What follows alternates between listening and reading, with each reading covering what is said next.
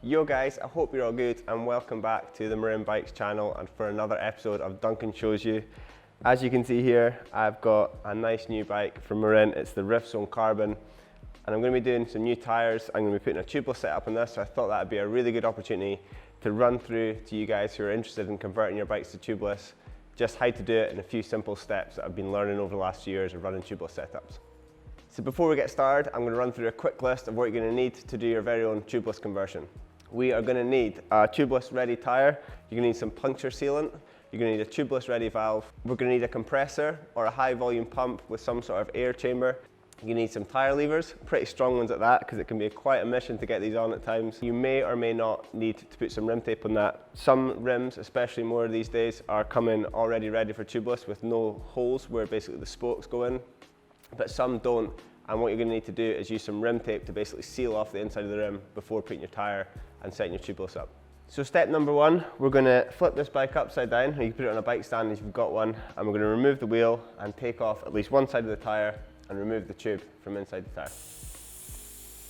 So that's my tyre deflated, and I've taken off one side of the bead. So I'm just going to carry on taking mine off both sides. Whoa. Messy. Be careful not to get that in your rotors. This is actually a tubeless ready rim, so it's not going to need any extra rim tape. But if you do, you'll basically be able to tell this by seeing the open eyelets in the rim. Obviously air would escape out of there. You just need to get that size right. It's a fairly easy job. You basically just need to run it right round the rim, plus a little bit more to seal that rim off, ready for the tyres to go on. So I'm now just going to put this tubeless valve in. So with the tubeless valve, you want to put the valve in through from the top of the rim. You then put your little rubber seal on, followed by the little lock nut that goes right down the valve. Nice. Tyre. Real smooth.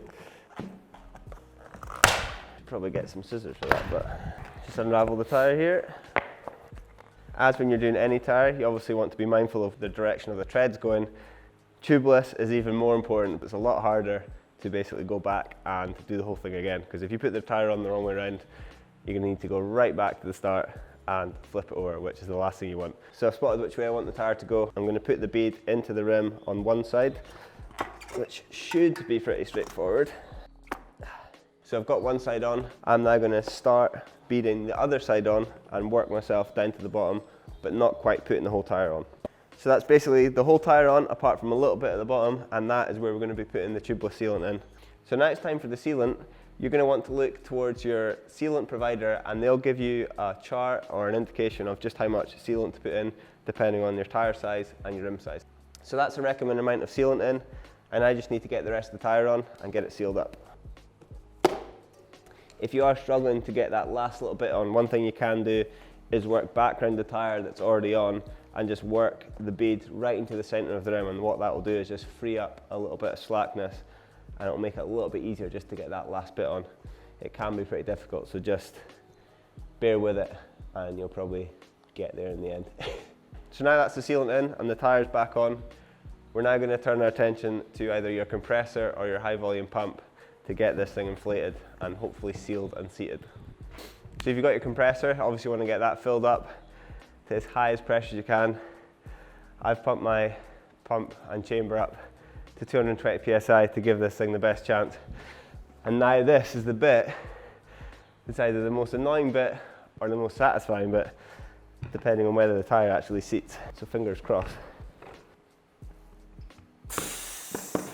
Yes! Oh, that was a satisfying one. Should probably not be holding it while it's going off. So there we have it, fully sealed, inflated, tubeless. So now the wheel's back on the bike, you just want to give it a quick spin to give that sealant a little bit of a chance to get right round and evenly distribute around the rim of the tyre. Or you could just get on your bike and go for a spin, and that'll do that job for you. So that's my front wheel done. Now we're going to move on to the back, and we'll use that as an opportunity to give you guys a little recap.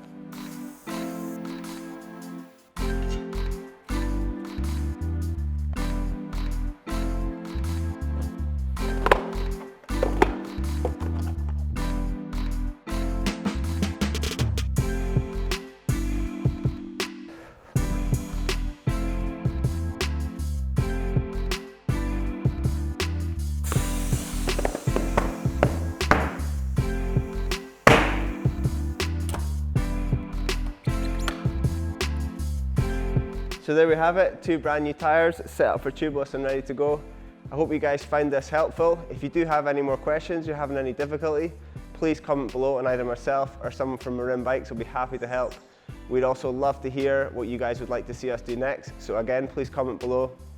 Please hit subscribe on the Marin Bikes YouTube channel to keep up to date with what we're going to do next, and we'll catch you guys next time. Peace.